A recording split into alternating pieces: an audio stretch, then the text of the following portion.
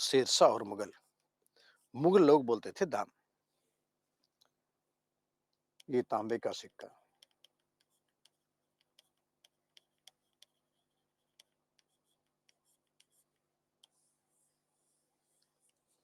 और मुगल लोग बोलते थे दाम।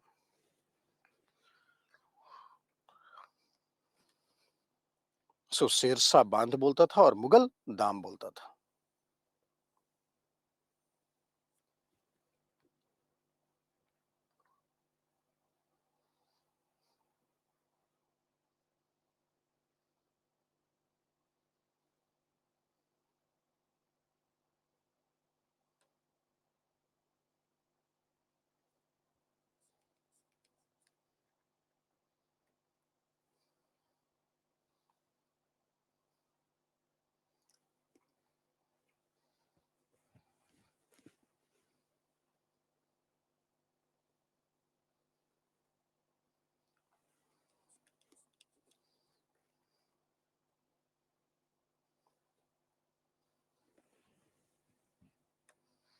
सो मुगल तांबे का सिक्का शेरशाह के बांध से अपनाया गया था, जिसका वजन 320 से 330 ग्रेन होता था। बड़ा सिक्का होता था ये।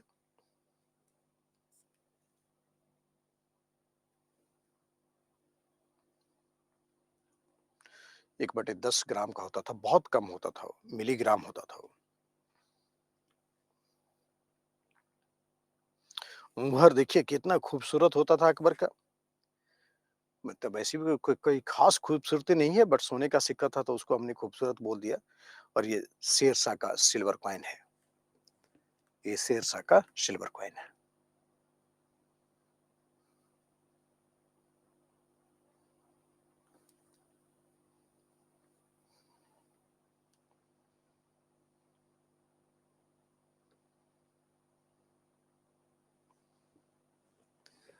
अकबर ने वृत्ताकार और चौकोर दोनों तरह के सिक्के जारी किए थे।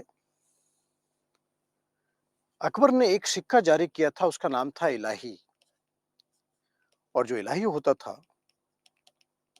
वो सोने का सिक्का होता था।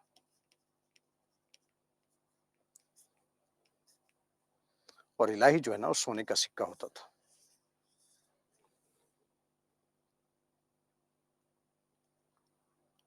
और इस पर लिखा रहता था, इलाही सोने के सिक्के पर लिखा हुआ था कि भगवान महान है और उसकी महिमा अनंत है। अल्लाहू अकबर एंड जला जलालहू जो वर्ड है ना, इसका मतलब होता है भगवान महान है, उसकी महिमा अपरंपार है।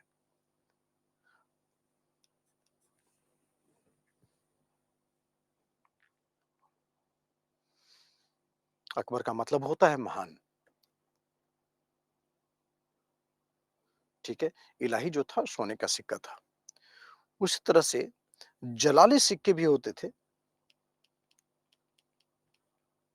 जलाली सिक्के भी होते थे जो चांदी के होते थे।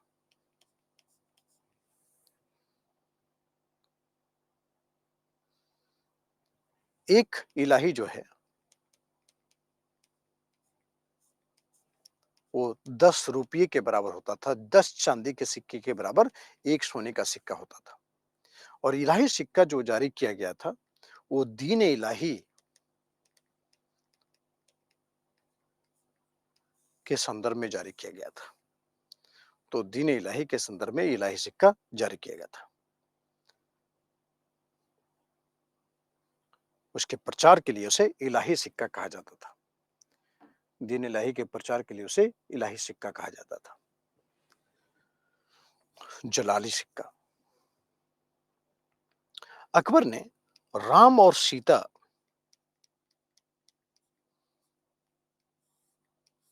के चित्र के साथ सिक्के जारी किए थे।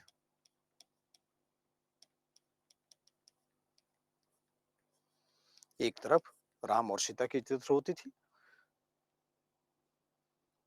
तो राम और सीता चित्र के साथ भी सिक्के जारी करने का श्रेय जो है वो अकबर को जाता है। इन सिक्कों पर फारसी सौर मास के नाम उत्कीर्ण होते थे। फारसी सौर मास के नाम उत्कीर्ण होते थे।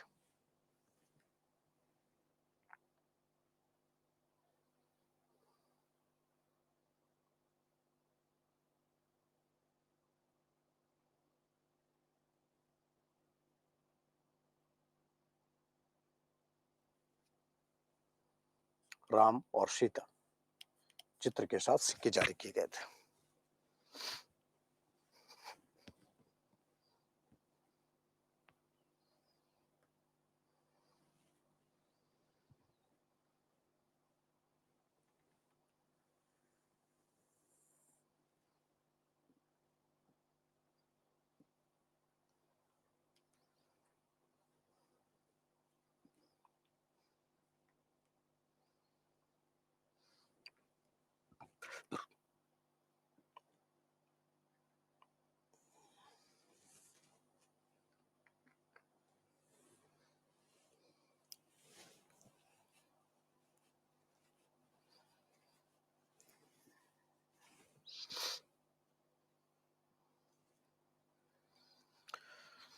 तो ये सब पॉइंट है जिसको याद रखिएगा। आज ये मिसलेनियस टॉपिक पर आते हैं हम लोग।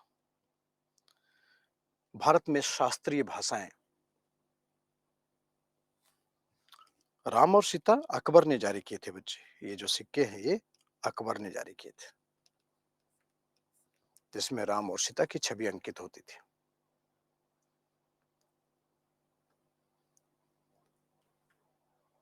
देखिए, भारत में शास्त्रीय भाषाएं।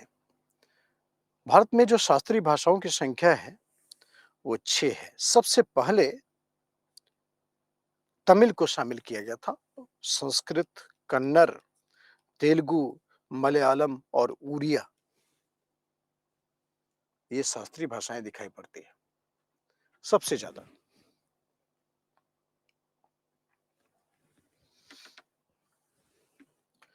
सो तमिल, संस्कृत, कन्नड़, तेलुगु, मलयालम और उड़िया। तो जिस अ,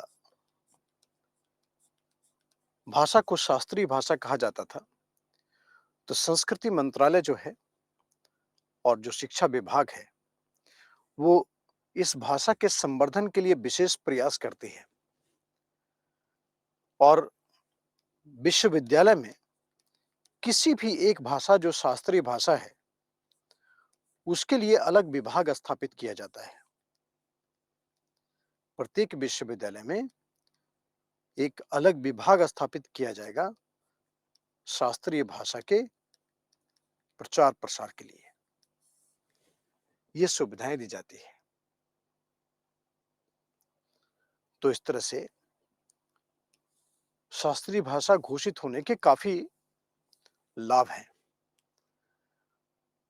तो 6 भाषाओं को शास्त्रीय भाषा का दर्जा दिया गया है। शास्त्रीय भाषा का दर्जा किस आधार पर दिया जाता है, इसकी व्याख्या मंत्रालय ने की है। किस आधार पर शास्त्रीय भाषा का दर्जा दिया जाता है या शास्त्रीय भाषा कहते किसे हैं, किसे शास्त्रीय भाषा कहा जाना चाहिए, इसके लिए इसके लिए विशेष निर्देश संस्कृति मंत्रालय ने जारी किए हैं। इसके लिए संस्कृति मंत्रालय ने विशेष संकेत जारी किए, निर्देश जारी किए। 1500 से लेकर के 2000 वर्षों की अवधि में इसके प्रारंभिक ग्रंथों में ऐतिहासिक पुरावशेष होने का प्रमाण है। 1500 से लेकर के 2000 वर्ष तक इसके प्रारंभिक ग्रंथ में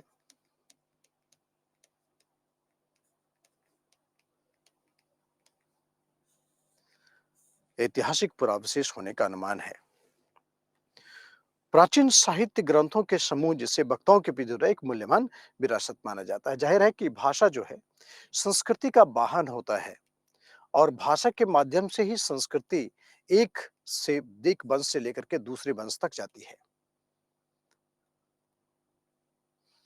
एक वंश से लेकर के दूसरे वंश तक जाती है। फिर बोलता है कि इस भाषा की साहित्य की मूल प्रति होनी चाहिए और किसी अन्य भाषा या समुदाय से उसका ग्रहण नहीं होना चाहिए। अगर कोई शास्त्र है तो उड़िया का एक मूल मौलिक शास्त्र होना चाहिए जो किसी भी अन्य भाषा से जुड़े हुआ नहीं होना चाहिए।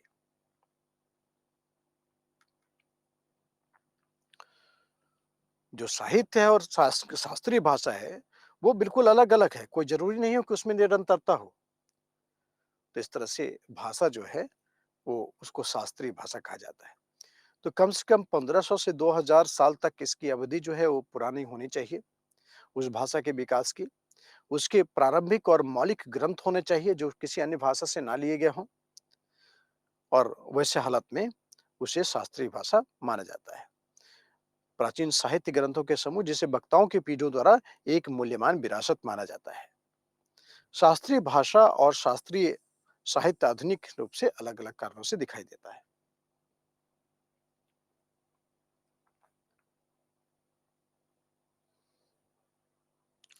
मानव संसाधन और विकास मंत्रालय, जिसको कि आजकल शिक्षा विभाग, शिक्षा मंत्रालय के नाम से जाना जाता है, क्योंकि इस मंत्रालय को समाप्त कर दिया गया और शिक्षा मंत्रालय स्थापित किया गया।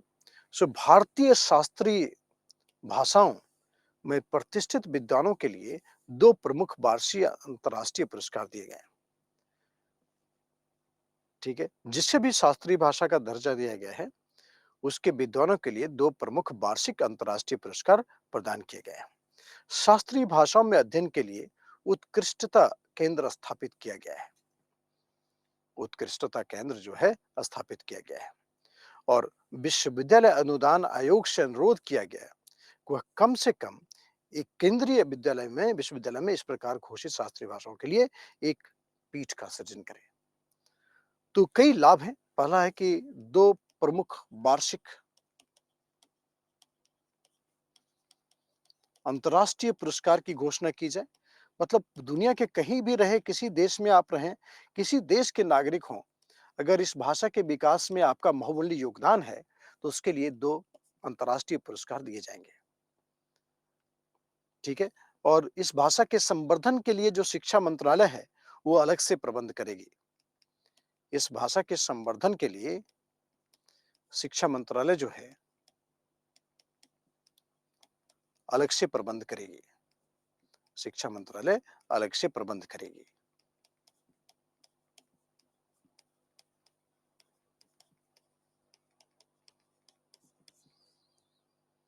तीसरा, विश्वविद्यालय अनुदान आयोग, यूनिवर्सिटी ग्रांट कमीशन।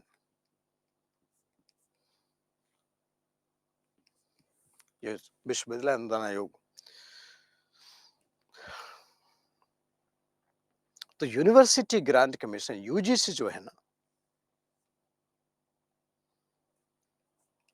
विश्वविद्यालय शिक्षा आयोग, और इसमें हर एक विश्वविद्यालय में एक अलग विभाग, उस भाषा के विकास के लिए अलग विभाग की स्थापना का प्रयास किया जाएगा।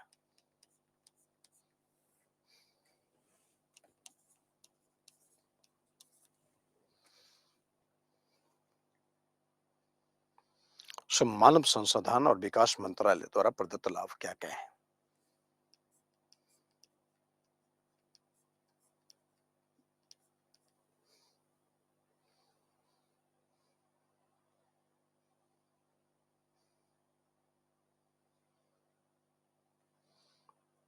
तो ये समझ में आ गया बच्चे कि क्या क्या इंपॉर्टेंट चीज है इसमें। तो कौन सी भाषा शास्त्रीय भाषा होगी, इसका घोषणा कौन करेगा? संस्कृति मंत्रालय करेगा। फाइन। पहला पॉइंट तो ये हो गया। शास्त्रीय भाषा को घोषित करने के क्या क्या पैमाने हैं? तो संस्कृति मंत्रालय निर्धारित करते हैं कि उसका कम से कम 1500 से 2000 वर्षीय पुराना जो है ऐतिहासिक अवशेष मौजूद हों उस भाषा के अस्तित्व का। दूसरा है कि साहित्यिक परंपरा की एक मूल प्रति होनी चाहिए। और तीसरा है कि जो अ, किसी अन्य भाषा से उसका समुदाय से कोई संबंध ना हो। तो इस तरह से शास्त्रीय भाषा और साहित्य आधुनिक से अलग-अलग होने के कारण दोनों के बीच में निरंतरता की कमी हो सकती है, ठीक है ना? मगर भाषा बिल्कुल अस्तित्व में होनी चाहिए और उसके लाभ हैं। तो 6 भाषाओं को शास्त्रीय भाषा का दर्जा दिया गया है। इस पॉइंट्स को आप कंक्लूड करेंगे अपनी कॉपी में।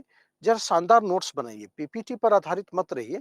आप खुद से पीपीटी पढ़ करके नोट्स बनाइए और सरल लैंग्वेज में बना लेंगे। पीपीटी पढ़ेंगे और उसके बाद आप सरल लैंग्वेज में नोट्स बना लेंगे तो फिर आपको याद हो जाएगा। जैसे मैंने बिल्कुल सरल लैंग्वेज में आपको यहाँ पर 3 पॉइंट लिख दिए। अब इसको आप याद रखिएगा, चाहे मेंस के लिए हो, चाहे प्रीलिम्स के लिए हो। आपके लिए याद रखना बहुत मुश्किल नहीं है ये।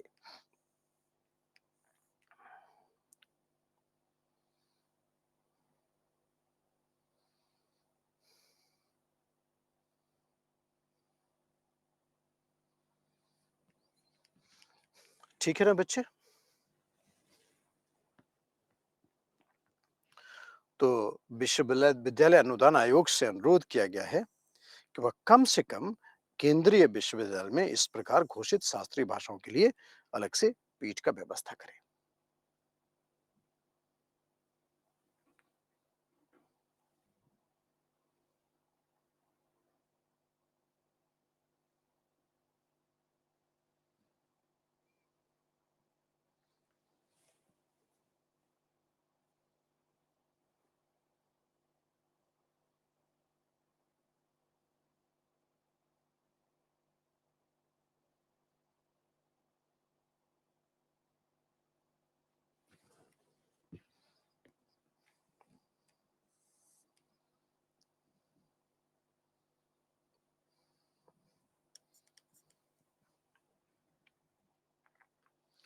पीठ का मतलब विभाग होता है।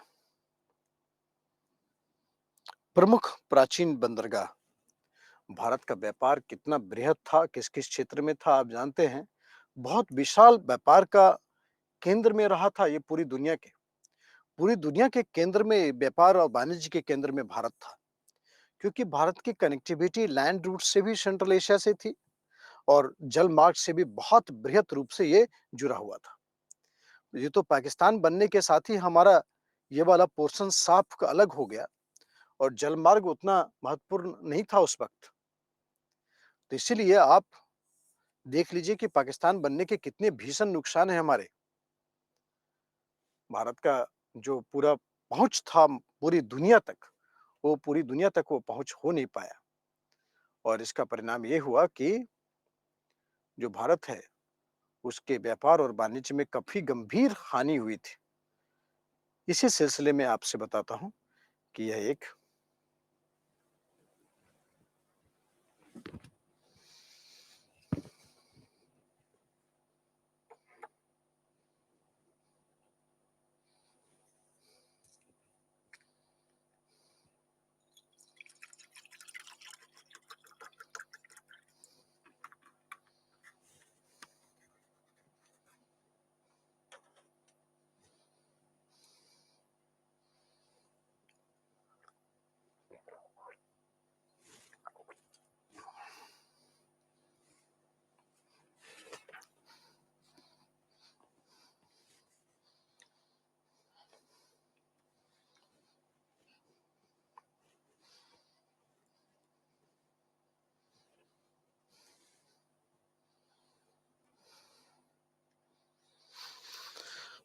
लोथल।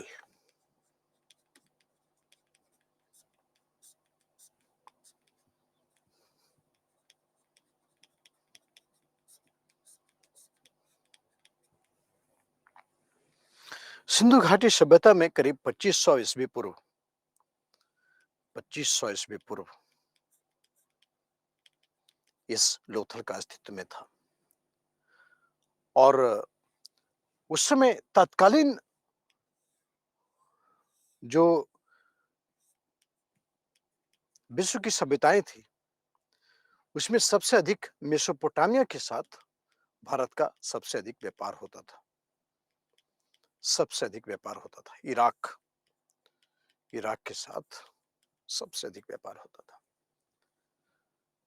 और भारत की अर्थव्यवस्था ही निर्यातोन्मुख थी। निर्यात ही सबसे अधिक होता था। उसके बाद देखिए बेरी गाजा, इसको भरुकच्छ भी बोलते हैं। भरुकच्छ नाम समय के साथ बदलता रहता था। हिंदी, अंग्रेजी, यूनानी कई नाम भरुकच्छ और रोमन व्यापार के साथ काफी रोमन के साथ व्यापार में काफी बड़ा इसका योगदान होता था और भरुकच्छ की चर्चा टॉलमी ने भी की है। टॉलमी ने भी की है। मार्को पोलो जो 1000 साल के बाद आया था उसने भी इसकी चर्चा की है। मार्को पोलो ने भी चर्चा की है। तो अरब देशों के साथ मसालों और रेशम का जो व्यापार था,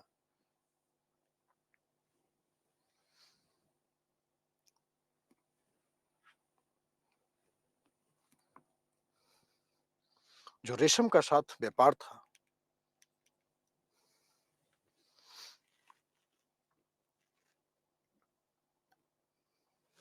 भरूच में।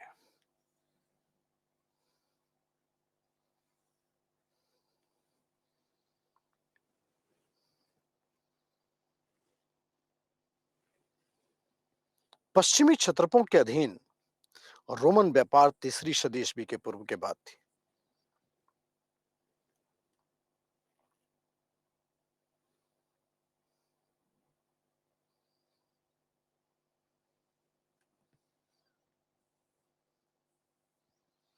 17वीं शताब्दी में 2 बार सूरत को लूटा गया था, आपको याद है? इस एरिया में काफी ज्यादा, जो बच्चा बता देगा कि मैं किस चीज की जिक्र कर रहा हूं अभी, ये जो मैंने बोला कि 17वीं शताब्दी में 2 बार लूटा गया था, लेकिन जल्दी ही पुनरुत्थान शुरू हो गया।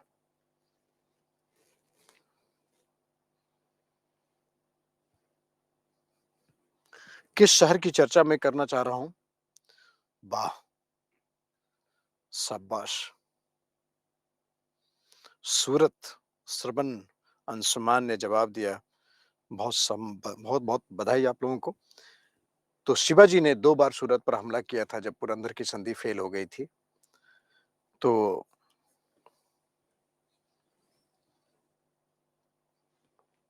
बावजूद इसके वो काफी तेजी से रिवाइव हुआ था वो शहर। मुजिरीज,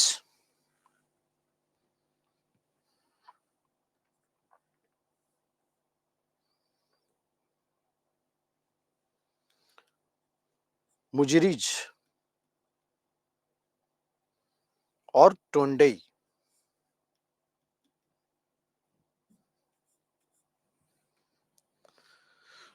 मालाबार तट केरल पर आश्रित है। ये मुजिरीज और टोंडई मालाबार तट केरल पर आश्रित है ये, और चेर साम्राज्य का भाग था ये।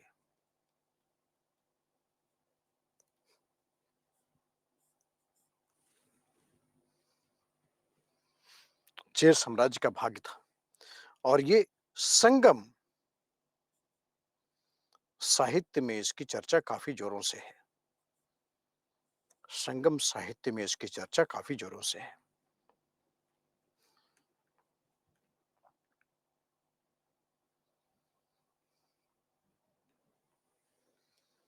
संगम साहित्य में इसकी चर्चा की गई है। सो मोती, हीरे, नीलम, हाथीदांत, चीनी रेशम, ये सब दिखाई पड़ता है। कोरकई तमिलनाडु में प्रारंभिक पांड्य साम्राज्य।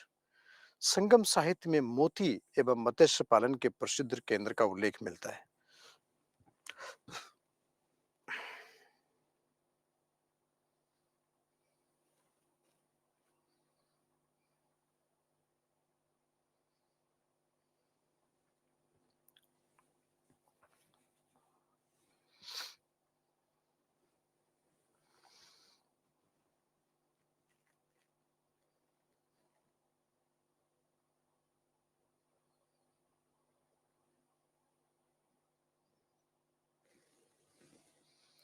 तो संगम साहित्य में मोती एवं मत्स्य पालन के प्रसिद्ध केंद्र का उल्लेख मिलता है।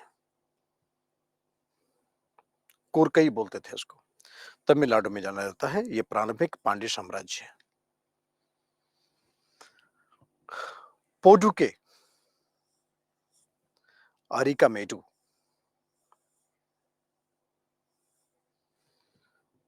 अरिकामेडु काफी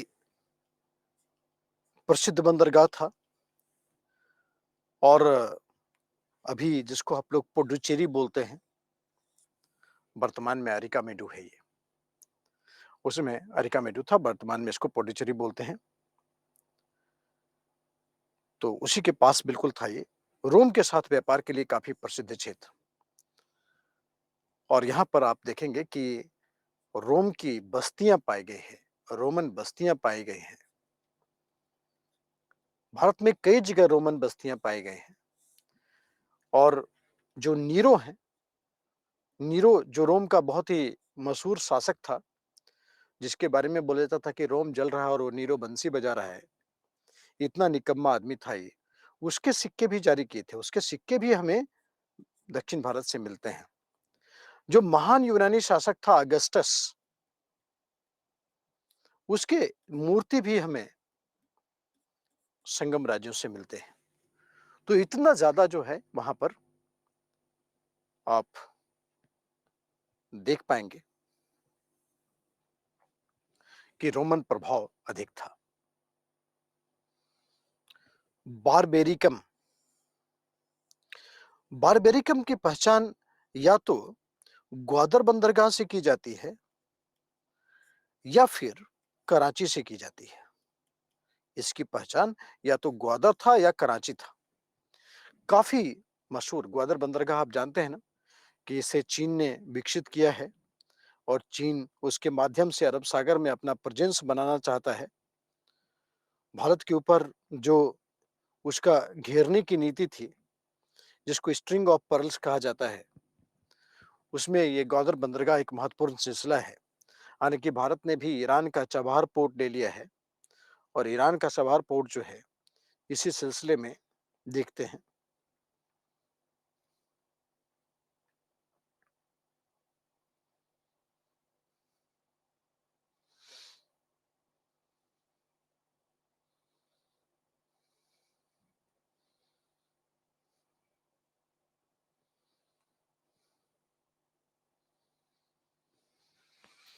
उसके बाद देखो सोनगौरा, बांग्लादेश में और मौर्य काल में काफ़ी प्रसिद्ध बंदरगाह था। गणितज्ञ टॉलमी ने अपनी पुस्तक ज्योग्राफी का उल्लेख किया है, ज्योग्राफी में इसका उल्लेख किया है। टॉलमी का एक ही काम था, ये टॉलमी जो है ना नाव ले लेता था जहाज छोटा-सा और यहाँ पर एकदम चुपचाप घूमते रहता था यहाँ से यहाँ तक, ऐसे और कुछ से कुछ लिखते रहता था। तो टॉलमी जो है ना काफ़ी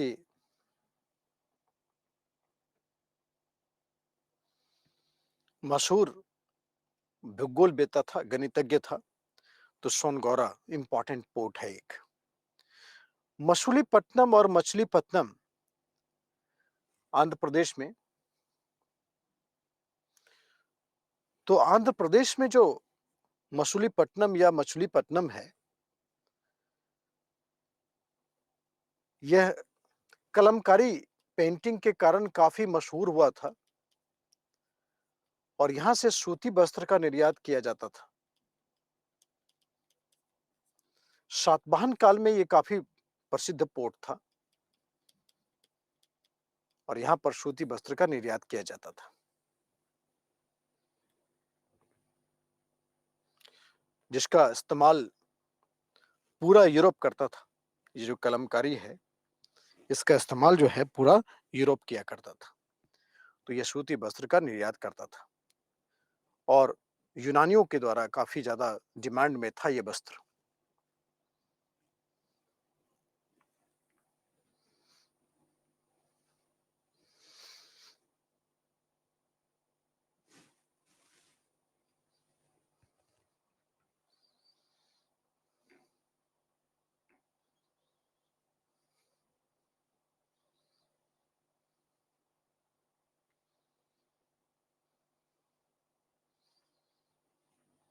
सूती वस्त्र। एक और जगह है श्रीकालहस्ती, जहां से सूती वस्त्र का निर्यात किया जाता था और सब छपे हुए कपड़े होते थे, जिसकी डिमांड यूरोप में बहुत अधिक थी। टॉलमी, वैसे इन सभी बंदरगाह की जानकारी टॉलमी के अतिरिक्त एक महान लेखक जो अलेक्जेंड्रिया का रहने वाला था, अलेक्जेंड्रिया का रहने वाला जो महान लेखक था, अलेक्जेंड्रिया मतलब मिस्र, मिस्र, जो महान लेखक था अलेक्जेंड्रिया का, मिस्र का।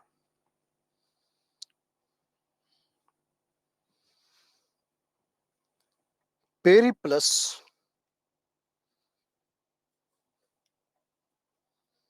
ऑफ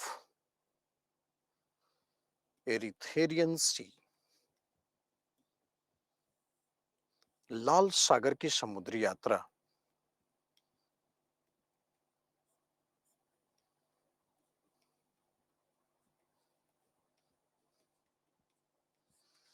लाल सागर की समुद्री यात्रा, Periplus of एरिथेरियन C.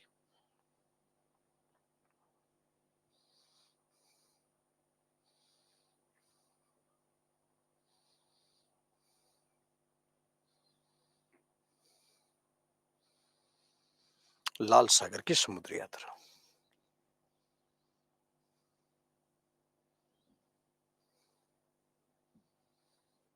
Periplus of एरिथेरियन सी।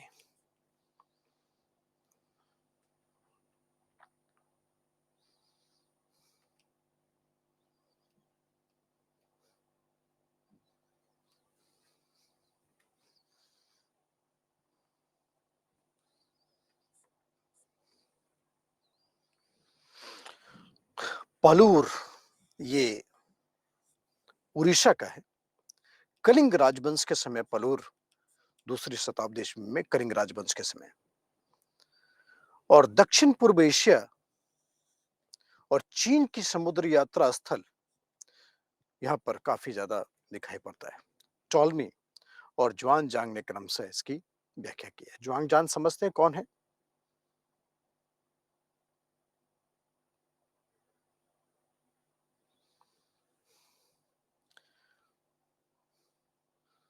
तो ज्वांग किसको बोलते हैं, बताइए।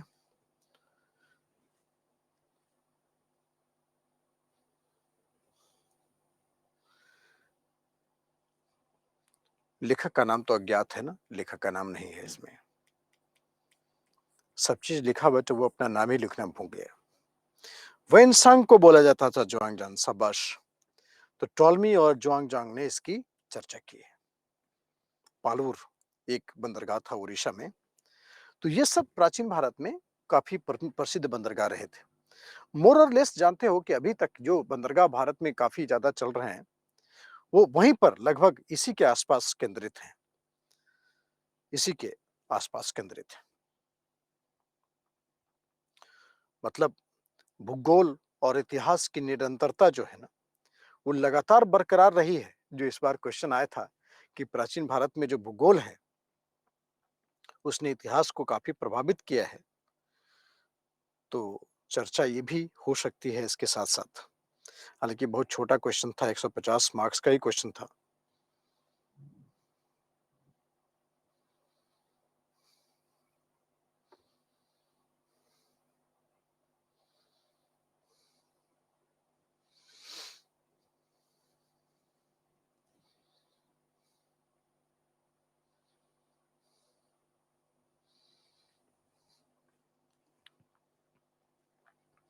प्रीलिम्स में बंदरगाह पर क्वेश्चन जरूर आते हैं, निश्चित रूप से आते हैं। भारतीय इतिहास के संदर्भ में निम्नलिखित में से कौन कुल्लाह दारान कहलाता है? सैयद को बोलते हैं, थोड़ा तिरछी टोपी करके पहनते हैं लोग, कुल्हा दारान कहलाता है वो। तो सैयद को कुल्हा दारान कहा जाता है।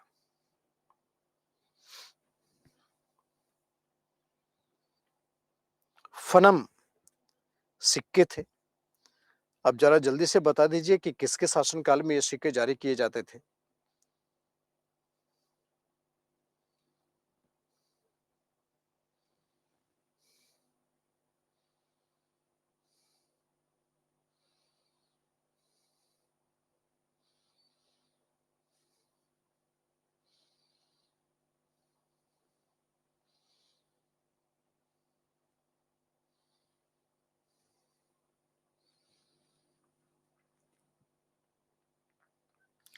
फनम जो था वो विजयनगर साम्राज्य के में सिक्के चलाए जाते थे। विजयनगर साम्राज्य के अंदर ही जो कालीकट होता था, कालीकट के शासक इस सिक्के को चलाते थे। मैंने इसका आपको चर्चा किया है जब हम पढ़ा रहे थे आपसे, जल्दी बताइए। मैंने चर्चा किया है कि नहीं किया ये बताइए? अगर ये भी स्वीकार कर लेते हैं आप तो ये बहुत बड़ी उपलब्धि होगी, वरना आप तो मानते ही नहीं कि हमने करवाए हैं। मैंने उस वक़्त बोला था कि काफ़ी इम्पोर्टेंट है, ज़रा इसको कर लेना, और आप उस समय हाँ में हाँ भी मिलाए थे। मगर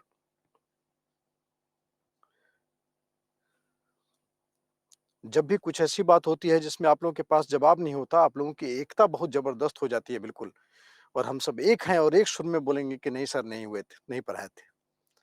मगर थैंक गॉड आप लोगों ने ईमानदारी दिखाई, आपने मन की बात को सुना और फिर आपने स्वीकार किया।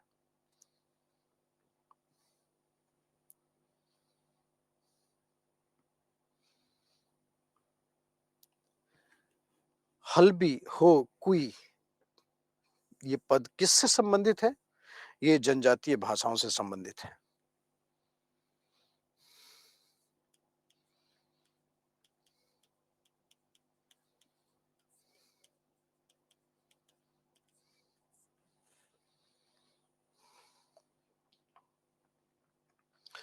प्राचीन गुप्त राजवंश के समय नगर, घंटाशाला, कदूरा तथा चौल, कितनी बार हम लोग पहले भी कर चुके हैं ना सवाल ये?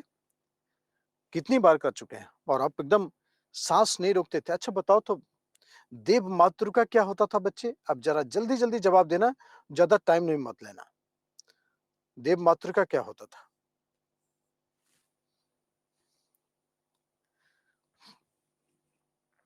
जल्दी-जल्दी जवाब देना।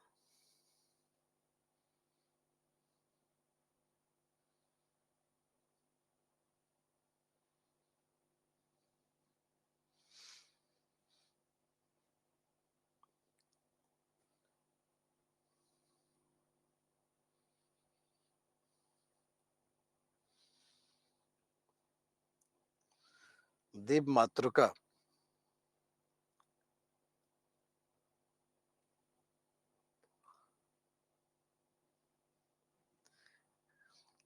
शाबाश!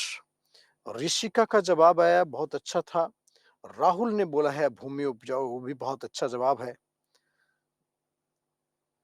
देख रहे हैं, आप इधर को रिवीजन नहीं कर रहे हैं आप लोग। सबसे उपजाऊ भूमि जो होता था, उसे देव मातृका कहा जाता था। सबसे उपजाऊ भूमि को देव मातृका कहा जाता था।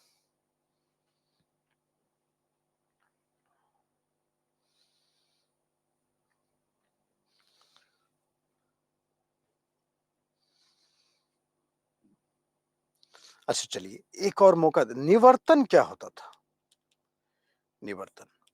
अब तो बता दोगे, अब तो हिंट भी आ गया, अब तो काफ़ी चीज़ समझ में आ गई।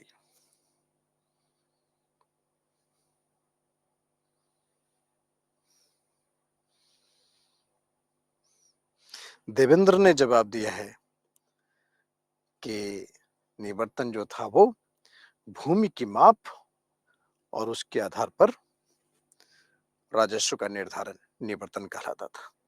भूमि की माप और राजस्व का निर्धारण जो है वो निवर्तन कहलाता था।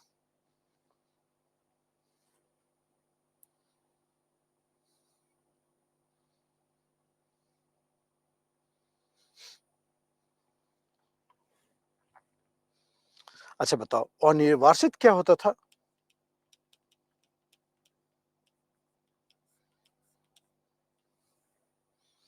शूद्र को बोलते थे। वैसा शूद्र जिसका कृषि कार्य में विश्वास होता था, और निर्वासित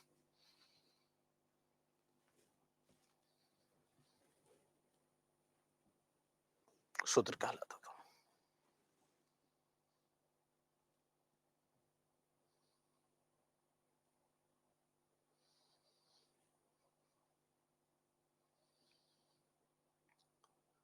और निर्वासित मतलब जिसे कृषि कार्य में लगाते थे।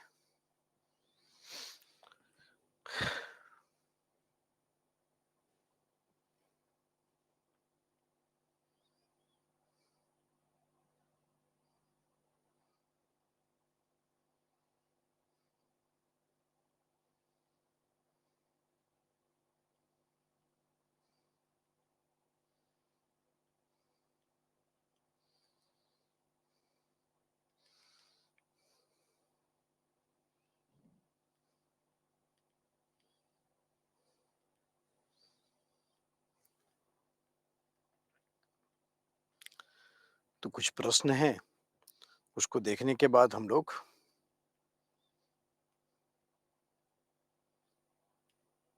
आगे बढ़ेंगे। देखो बच्चे, ये गुप्तकालीन सिक्का शास्त्रीय कला की उत्कृष्टता का स्तर बाद के समय में नितांत दर्शनीय नहीं है। आप इस कथन को किस प्रकार सही सिद्ध करेंगे?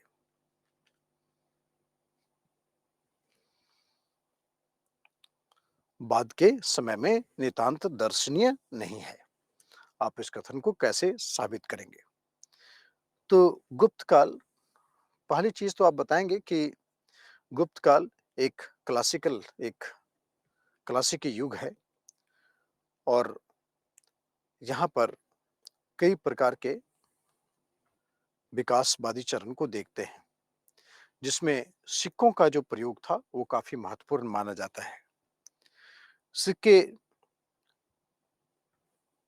मूलतः सोने, चांदी और तांबे के बनाए जाते थे।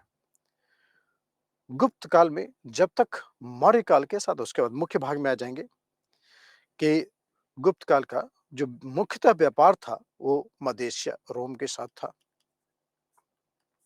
और रोम से सबसे अधिक सोने और चांदी का आवक होता था, आयात होता था। तो जाहिर है कि सिक्कों में काफी अ, अलंकरण था, काफी विविधता थी और उसका संरचना काफी अधिक बेहतर था।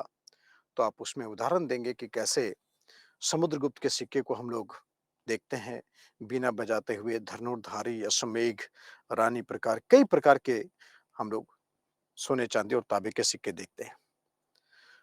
तो जाहिर है कि व्यापार और वाणिज्य में जितना ज्यादा विकास हुआ था गुप्त काल में, जितना समृद्ध भौतिक संस्कृति थी, उसके हिसाब से सिक्कों का निर्माण भी काफी कलात्मक हुआ करता था।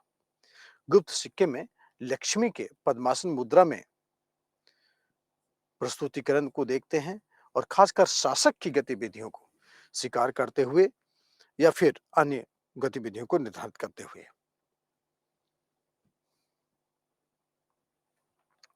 मगर जब रोमन साम्राज्य का पतन हो गया, तो गुप्तों ने अपनी अर्थव्यवस्था को बनाए रखने के लिए दक्षिण पूर्व एशिया के साथ व्यापार प्रारंभ किया। यानी कि गुप्त जो था, विदेशी व्यापार की निरंतरता को मेंटेन करने में सफल रहे थे।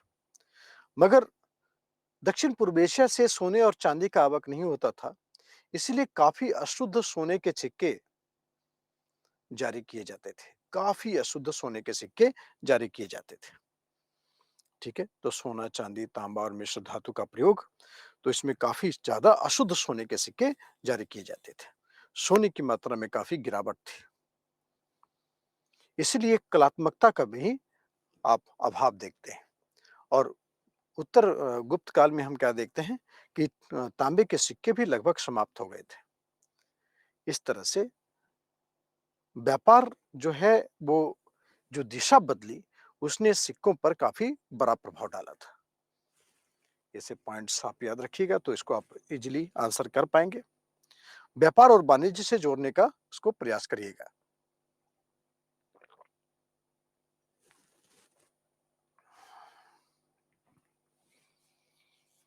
व्यापार और वाणिज्य से जोड़ने का ऐसे प्रयास करिएगा। तो गुप्त साम्राज्य के पतन के साथ ही जो व्यापार और वाणिज्य में गिरावट आई, उसका भी काफी महत्वपूर्ण प्रयोग देखने को मिलता है।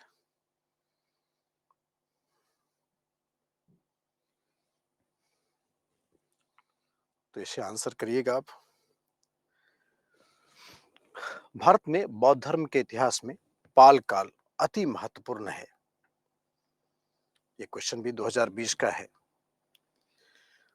और इसमें आप क्या विश्लेषण करेंगे कि बौद्ध धर्म की जो प्रचलित परंपराएं थी और इसके कई सारे भाग थे, हीनयान, महायान और वज्रयान, जो कई सारे भाग थे बौद्ध धर्म के। इसमें जो वज्रयान विचारधारा है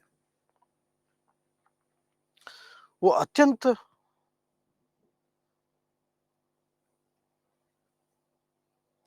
हिंदू धर्म से प्रभावित, तंत्रवाद से प्रभावित विचारधारा है। तो जाहिर है कि पाल कला में पाल काल में हम लोग बौद्ध धर्म में वज्रयान विचारधारा को प्रभावशाली देखेंगे। तो पाल काल में जो चित्रकला है चित्रकला है, उसका उदाहरण दीजिएगा।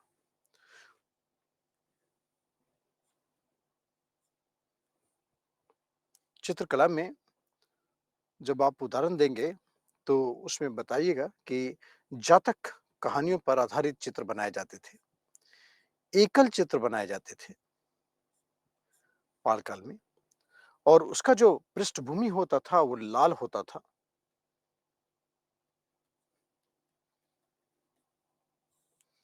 बोधिसत्व को प्रदर्शित किया जाता था,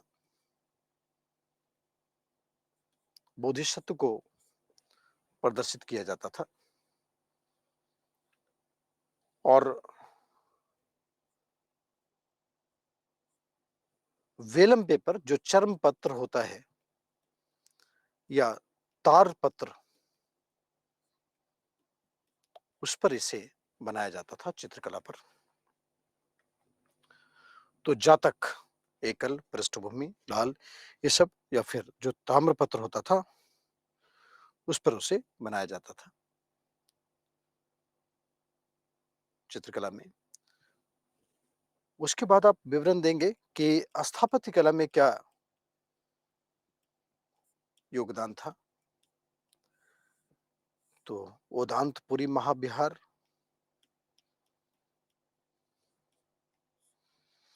सोमपुरा महाविहार, ये दोनों स्थापित करने का श्रेय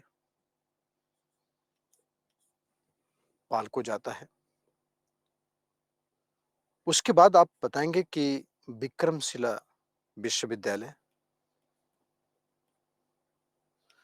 और जगदलपुर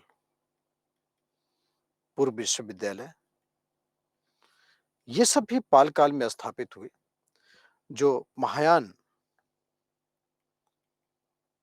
और वज्रयान दोनों ही विचारधारा से, उसके दर्शन से काफी रिसर्च किया गया, अनुसंधान किया गया। नालंदा महाविहार की भी स्थापना हुई थी। नालंदा विक्रमशिला विश्वविद्यालय है, मगर नालंदा विश्वविद्यालय की स्थापना कुमारगुप्त ने की थी, और जो विक्रमशिला विश्वविद्यालय है उसकी स्थापना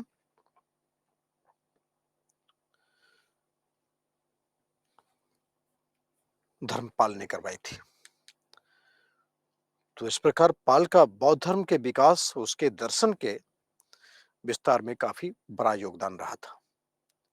इतने सारे फैक्ट्स हैं, आप बहुत आसानी से लिख पाएंगे इसे।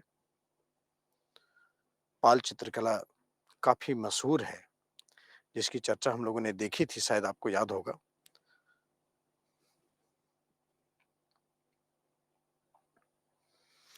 जिस समय हमने पाल कला और अपभ्रंश कला एक साथ देखा था, पाल कला और अपभ्रंश कला हम लोगों ने एक साथ देखा था।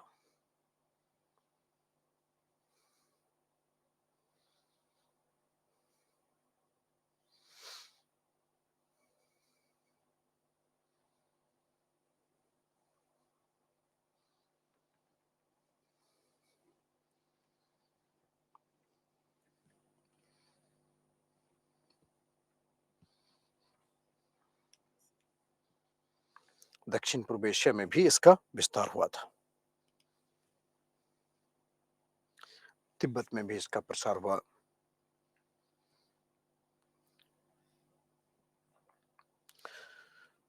क्षेत्रीयता जो है, भारत में क्षेत्रीयता बढ़ती हुई सांस्कृतिक मुखरता का परिणाम प्रतीत होता है। जब भी आप सांस्कृतिक संवर्धन की बात करते हैं ना, या भारत में सांस्कृतिक चेतना के विकास की बात करते हैं, ठीक है, जिसका कि संदर्भ राष्ट्रवाद से भी जुड़ा हुआ है, सांस्कृतिक राष्ट्रवाद से। तो भारत एक ऐसा देश है जिसको अंग्रेजी में बोलते हैं multi nest, multi religious, multi colour, multilingual, multiracial, और so many multis in this multi. इसको पॉलीग्लॉट सोसाइटी बोलते हैं इंग्लिश में। मतलब यहाँ पर बहु आयामी संस्कृति है, बहुजातीय लोग रहते हैं, बहुधर्मी लोग रहते हैं और इन सब के अंदर भी कई सारे बहुधर्मी के अंदर भी बहुत सारा धर्मी है, ठीक है? तो वैसे हालात में क्या होगा? तो उस हालत में क्या होगा कि सांस्कृतिक चेतना का विकास करेंगे तो क्षेत्रीय चेतना विकसित होगी ना, क्योंकि ये संस्कृति जो है वो बहुत क्षेत्रीय स्तर पर है। भारत की एकल संस्कृति तो है नहीं।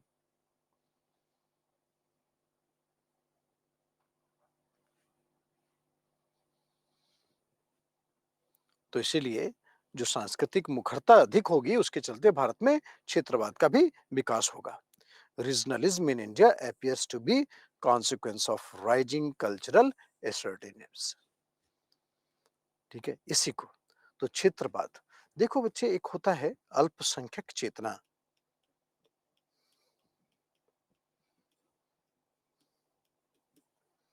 ये अल्पसंख्यक चेतना कई स्तर पर होता है, भाषाई अल्पसंख्यक होता है, धार्मिक अल्पसंख्यक होता है और जातीय अल्पसंख्यक होता है, क्षेत्रीय अल्पसंख्यक होता है। तो अल्पसंख्यक चेतना, उसके बाद होता है क्षेत्रवाद, उसके बाद होता है इथनो पॉलिटिकल मूवमेंट। ये आंदोलन जो जनजातीय आंदोलन है, इसको बोलते हैं अंग्रेजी में इथनो पॉलिटिकल मूवमेंट। ये जनजातीय संघर्ष को बोलते हैं। और इसके बाद होता है अलगाववादी आंदोलन।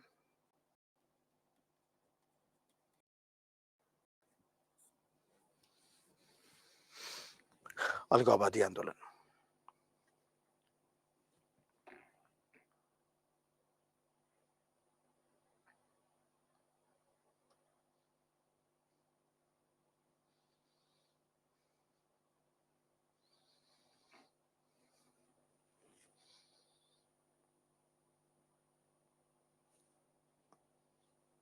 अलगाववादी आंदोलन। सो इथनो पॉलिटिकल मूवमेंट, क्षेत्रवाद, अल्पसंख्यक चेतना और इसको हम लोग क्या बोलते हैं? अलगाववादी आंदोलन।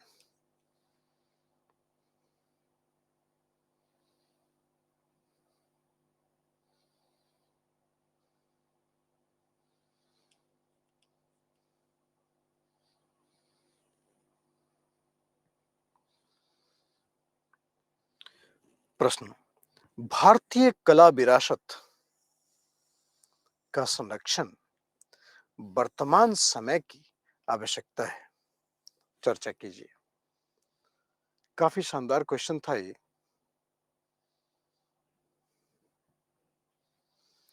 150 शब्द का है, 10 अंक, 2018 मेंस में आया था। कला विरासत का संरक्षण वर्तमान समय की आवश्यकता है। मैं अक्सर आपसे कहता हूं कि जिस देश का संस्कृति और इतिहास भुला दिया गया, उस देश का अस्तित्व भी काफी खतरे में आ जाता है। तो वैसे हालात में संस्कृति का संरक्षण, कला का संरक्षण हमें अतीत के साथ जोड़कर एकता के सूत्रपात को बनाए रखने में मदद करता है। तो भारतीय कला का संवर्धन है। तो 2 प्रकार के कलात्मक अभिव्यक्ति होते हैं। बिल्कुल यही लिखिएगा सेंटेंस आप इंट्रोडक्शन में, ठीक है? और उसमें है कि 2 तरह की कला संस्कृति है, मूर्त और अमूर्त विरासत और समृद्ध विरासत। दोनों को हमें संरक्षण करने की बात है। यानी कि भौतिक संस्कृति के साथ-साथ जो है, हम देखते हैं कि सामाजिक और सामाजिक संस्कृति का भी पुनरीक्षण होना चाहिए। और इसका सीधा प्रभाव ये होता है कि हम अपने अतीत के साथ जुड़ करके भविष्य की रूपरेखा तैयार करते हैं। तो इसको प्रभावित करने में औद्योगिकीकरण, उपभोक्ता संस्कृतिवाद, यूनेस्को भी काफ़ी ज़्यादा इसमें प्रयास करती है। अमूर्त विरासत और मूर्त विरासत के रूप में हमने देखा था। तो इसमें प्रयास किया जाता है कला के संवर्धन का। राष्ट्रीय गौरव से जुड़ा हुआ है और रोजगार का भी सृजन होता है, पर्यटन को बढ़ावा मिलता है। हालाँकि इस संरक्षण में जो अनियोजित विकास है, उससे काफ़ी ज़्यादा नुकसान पहुँचता है। भारतीय संविधान में भी इसके संरक्षण के लिए जो directive principle of state policy है और जो फंडामेंटल ड्यूटी है, उसमें इसको शामिल किया गया है और विभिन्न सरकारी योजना है। और खासकर अभी हाल के दिनों में आपने कहा था, कल ही आप लोगों ने पढ़ा था, प्राइड ऑफ इंडिया प्रोजेक्ट क्या है? ये भी इसका एक भाग है, ठीक है? समय-समय पर इन कलाओं का प्रदर्शन होना भी उतना ही ज़रूरी होता है। और इस प्रकार जब आप एक कला और इसकी संस्कृति का सम्मान करेंगे, तो ज़ाहिर है इससे राष्ट्रीय एकता में काफ़ी विकास होता है। तो सामाजिक संस्कृति का प्रतिनिधित्व होता है। तो हम लोग थोड़ा एक ब्रेक लेते हैं और थोड़ा चाय वगैरह पी कर के तो और थोड़ा एनर्जी लाते हैं। उसके बाद व्यक्तित्व विकास के संबंध में बात करेंगे कि यूपीएससी के एग्जामिनेशन में किन-किन बिंदुओं पर हम लोग चर्चा कर सकते हैं। तो हम लोग 8:15 पर दोबारा मिलेंगे और आपसे बात करेंगे।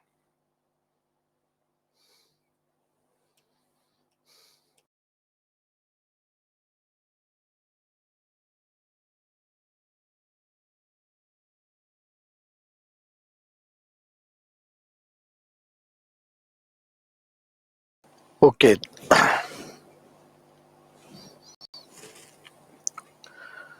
Welcome back. हम लोग थोड़ा 1-2 क्वेश्चन और बचा है, इसको देख लेते हैं और फिर व्यक्तित्व विकास की बातचीत शुरू की जाएगी। अंग्रेज किस कारण भारत से करारबद्ध श्रमिक अन्य उपनिवेशों में ले गए थे? आपको याद है मॉडर्न इंडिया में हम लोगों ने पढ़ा था कि एक होता था गिरमिटिया मजदूर जो दक्षिण अफ्रीका में जाते थे, तो कॉन्ट्रैक्ट पर जाते थे और वो लोग वहां पर काम करते थे। ये लोग काम करते थे, प्लांटेशन में काम करते थे, ये लोग माइंस में काम करते थे। तो गिरमिटिया मजदूर क्या वे वहां पर अपनी सांस्कृतिक पहचान को परिरक्षित करने में सफल रहे थे? तो जाहिर है कि आपको पता होना चाहिए कि जो कैरेबियन कंट्रीज है या जिसको वेस्ट इंडीज बोलते हैं, उसमें कई सारे देशों में भारतीय प्रधानमंत्री हैं। फिजी, मॉरिशस और बात अब तो छोड़िए इन सब चर्चा, अब तो अमेरिका में भी राष्ट्रपति उपराष्ट्रपति की बात चल रही है। तो ये लोग सभी गए थे वहां पर शुरुआत में काम करने और धीरे धीरे उन्होंने अपनी पहचान बनाई। तो हर एक देश में अब भारतीय त्योहार मनाए जाने लगे हैं। तो खासकर यहाँ पर बात हो रही है इंडेंचर्ड लेबर की, जो करारबद्ध श्रमिक होते थे। तो करारबद्ध श्रमिकों में देखिएगा कि खासकर जब ब्रिटेन में औद्योगिक क्रांति हुई और परिणाम स्वरूप वहां पर बहुत बड़ी संख्या में उपनिवेश स्थापित हुए थे दुनिया के कई भागों में, तो भारतीय श्रमिकों की आवश्यकता, चूंकि यहाँ पर जनसंख्या पहले से ही अधिक थी, तो भारतीय श्रमिकों की जो आवश्यकता थी उसको ध्यान में रखते हुए ब्रिटेन ने भी उसका इस्तेमाल करना प्रारंभ किया और पूरी दुनिया में भारतीय श्रमिक को भेजा था, जहां में ब्रिटिश उपनिवेश होते थे। और कुछ श्रमिक जो थे वो दक्षिण अफ्रीका में करारबद्ध काम करने के लिए भी गए थे, जहां पर ब्रिटिश उपनिवेश नहीं था मगर ब्रिटिश का काफी प्रभाव था। वैसे भी मजदूरों का व्यापार जो है वो बहुत कॉमन था। श्वेत उपनिवेशवादी जो होते थे वो अमेरिका में, कैरेबियन में, एशिया, अफ्रीका में, वहां पर वो खेती और खनन में, प्लांटेशन में काम करवाते थे। तो ये लोग जो भारतीय श्रमिक जाते थे अपने साथ रहन सहन, खान पान, वेशभूषा सब लेकर के जाते थे और वहीं पर अपना ही वो लोग भारतीय जो हैं वो परिवर्तनहीनता में विश्वास करते हैं और काफ़ी अ, रूढ़िवादी सांस्कृतिक और धार्मिक चरित्र होता है। इसीलिए उन लोगों ने इस पूरे परिप्रेक्ष्य को बनाए रखा और परिणाम हुआ कि इंडोनेशिया, बाली द्वीप जो कि हिंदू बहुल द्वीप है, वहाँ पर हिंदू धर्म के सारे आप देखेंगे। मॉरिशस और फिजी में भारतीय संस्कृति